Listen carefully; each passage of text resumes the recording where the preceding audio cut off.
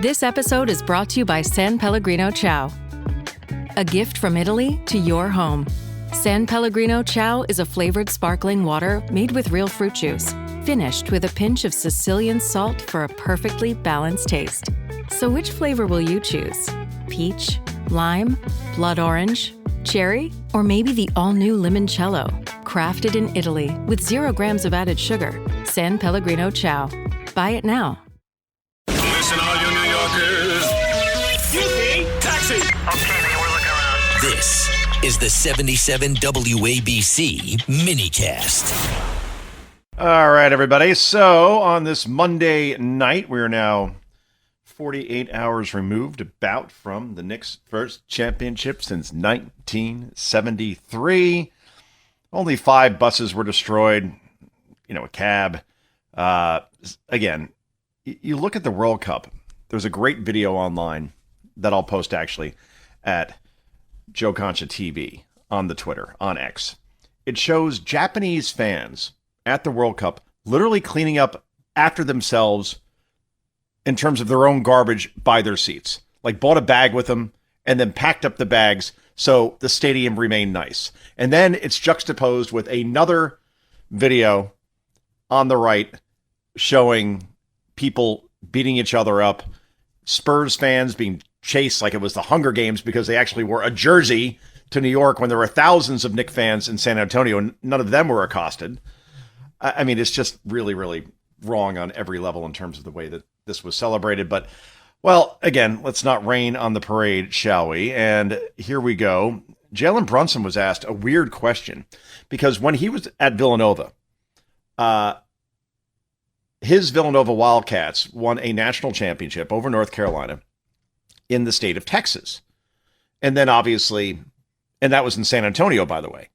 And then Brunson wins again in San Antonio. So a weird question on Brunson hating Texas because, well, it's not like Brunson beat the University of Texas, but North Carolina, the game was just in San Antonio. But anyway, he has a great answer here in terms of, well, the taxes you pay in New York compared to the taxes you pay in the Lone Star State. This is cut number 3. Go. What do you have against Texas? And how special is it for you to be able to win this title with Mikal and Josh? I have nothing against Texas. I love Texas. I miss the Texas taxes. That's all you need to know. No state income taxes. So you may remember A-Rod was with the Seattle Mariners first before he went to the Texas Rangers. You're like, why would he go to the Texas Rangers? Like all these other suitors were out there, including the Yankees, including the Red Sox and the Dodgers. And he decided on the Rangers, not because they were this great team. They didn't win a World Series for the first time until, I believe it was 2023, I want to say, against Arizona, maybe 2024. The point is, he went there because obviously when you make, at the time, $250 million, and A-Rod signed that contract in 2001, $250 million when you don't take out state income taxes is a big, big deal. You're talking millions of dollars back in your pocket. So when Brunson talks about, well, I don't miss, or I do miss the Texas taxes. Yeah. Compared to New York, oh boy, literally like almost life-changing money comes out of your pocket if you play for the Knicks. But nonetheless, I'm sure that Jalen Brunson, along with Mikal Robinson, Josh Hart, just amazing that 3 teammates from the same college basketball team, the Villanova Wildcats, then go to an NBA team and win a title. This has never happened before, clearly. So, and Villanova, forever didn't win a national championship until 1985, beat Patrick Ewing, ironically enough, and the Georgetown Hoyas. No one expected them to win that game. I think they shot something like 89% in the second half from the field. In other words, 9 out of 10 shots went in against a great Georgetown team, defending champions, and they still only won by 2. That's how good Georgetown was.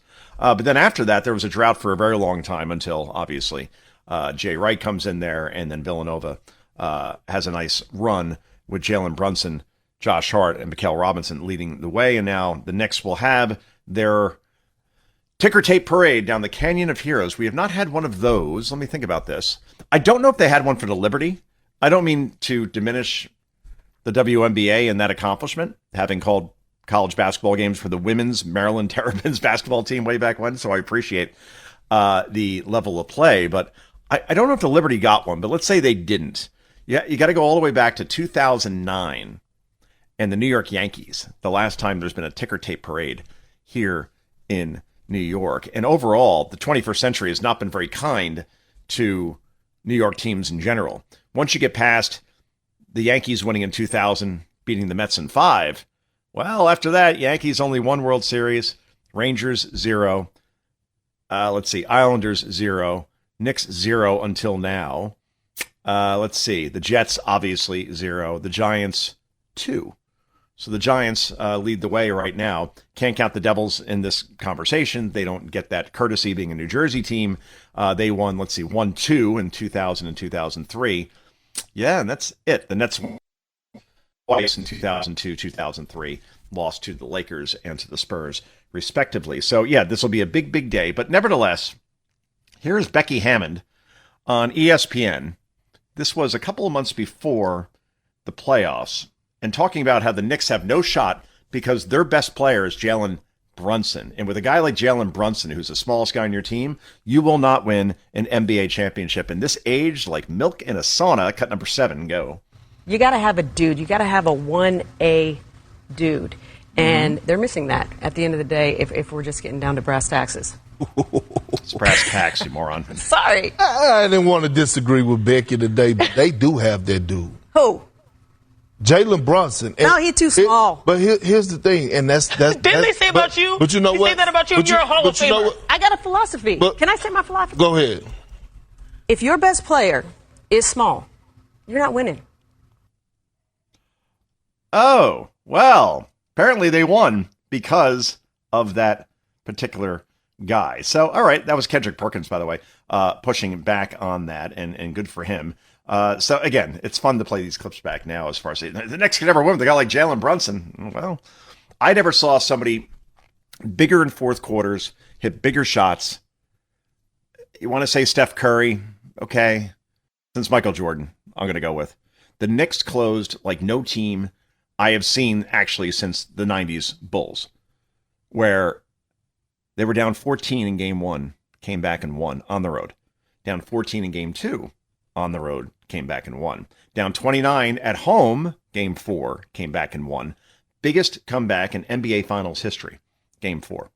The greatest game in Knicks history. Like it'll be the type of thing, like if you're a 23-year-old guy and you love the Knicks, when you're 73, you'll be telling your grandkids about that game. You'll be regaling about that the way one would regale about, I don't know, Eli, the comeback against the Patriots, if you want to go back nearly 20 years ago. If you want to talk about like the Giants' magical run in 1986-87, Phil Simms and Lawrence Taylor. Okay, yeah, you could do that, right? Or the Yankees and their 3 championships in 4 years from 96 to 2000. Yeah, you could talk, like that's the way it's going to be talked about. You got to understand. That's how big that game was. And on Thursday, it will be one heck of a party down the Canyon of Heroes, which has been quite hollow for a long time.